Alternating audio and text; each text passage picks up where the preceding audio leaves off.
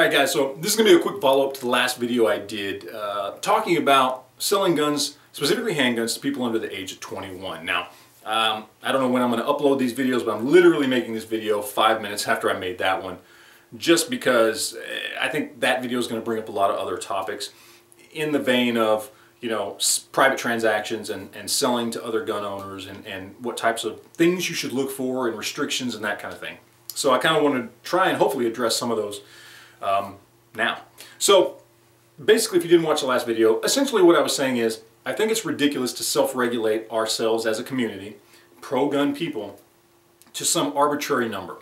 21 was a limit put on federal firearms dealers. Okay, it was a restriction put on them by an anti-gun government. They would have put it on the people, but they knew the states wouldn't go for it. So they said, well, we'll apply it to the gun dealers because we do have control of them, and that takes care of a big portion of gun sales. It was a way to control gun sales. That's all it was. I think it's ridiculous for us to fall into that. In the midst of a private transaction, why are we doing the anti-gunners' work for them? Okay, at the age of 18, you can legally own and purchase a firearm in this country the same way you can at the age of 21. You just can't do it from a federal firearms dealer. So why do we self-regulate? That was the point of the whole first video. Now, I understand that brings up a lot of other things, like, quite frankly, covering your ass when you're selling a gun. Okay? Another thing that I see a lot of people do is they say they will only sell guns to people who have concealed carry handgun licenses. Here in Texas, a lot of people I know will only sell if you have a Texas CHL. This is another mistake that I think we need to really look at. Essentially what these people are saying is, if you have that card, I know you've already been through a background check, but at the same time, these same people, us, the gun community as a whole, we are the ones out there saying background checks don't work.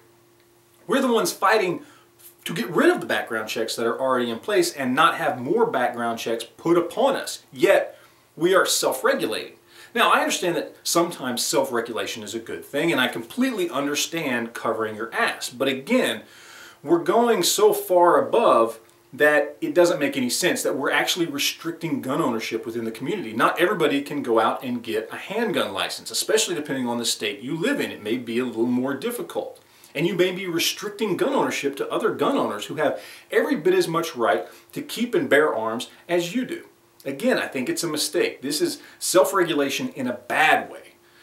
When it comes to covering your ass, I mean, there are some really simple things you can do to cover your ass, if that's truly what it boils down to.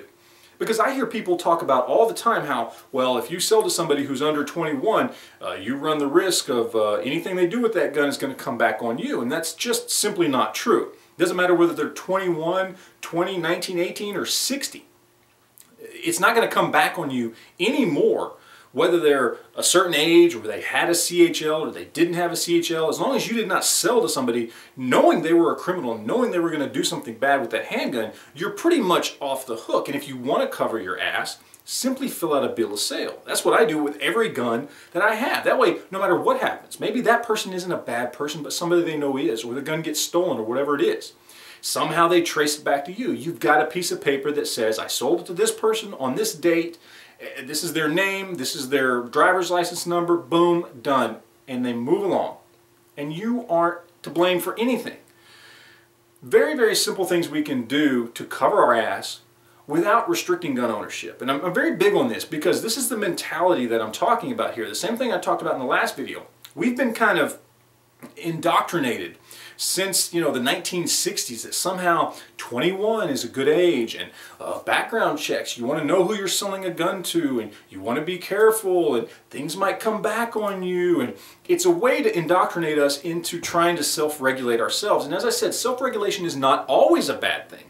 But when it comes to background checks, when it comes to age restrictions on gun ownership, to me these are bad areas of self-regulation and things that we can really take a harder look at and correct within the gun community, because there's no reason for us to continue, as I said in the first video, to do the anti-gunners' job for them.